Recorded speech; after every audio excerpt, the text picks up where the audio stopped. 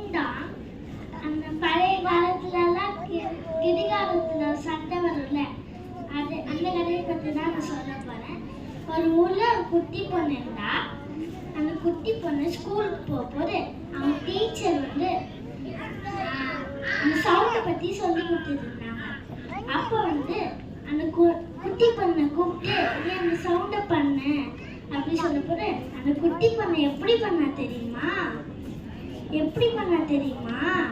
டிங்கு டிங்குன்னு சொன்னான்.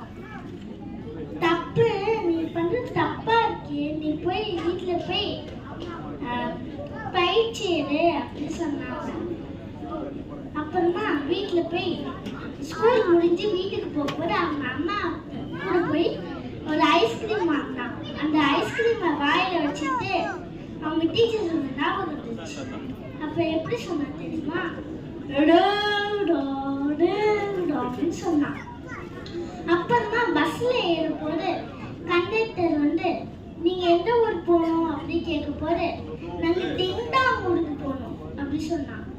அப்புறம் கண்டக்டர் சொன்னாரு, இல்ல அப்படிலாம் ஒரு ஊரே இல்ல அப்படி சொன்னாங்க.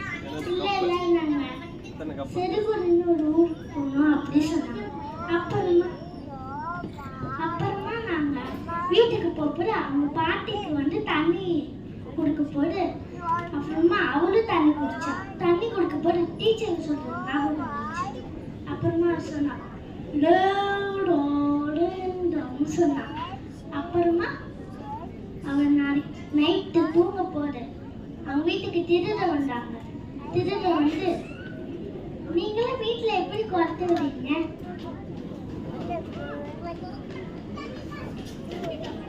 அப்புறமா அந்த குட்டி பொண்ணு தூங்க போது எப்படி குறைத்து வர்றது தெரியுமா?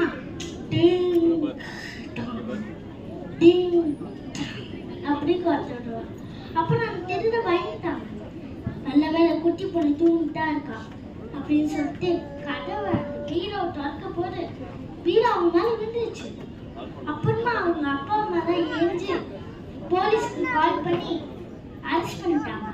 அப்புறமா அந்த குட்டி பொண்ணு வந்து போலீஸ்க்கு தேங்க்ஸ் சொல்லிட்டு அப்புறமா நாளைக்கு காலையில் ஸ்கூலுக்கு போகும்போது அவங்க மேம் சொன்னாங்க, நீ ப்ராக்டிஸ் பண்ணிட்டு வந்துட்டியா அப்படின்னு. அப்புறமா அவன் சொன்னான், திருப்பி டிங்கு டிங்கு தான் சொன்னான். அவ்வளோதான் கதை.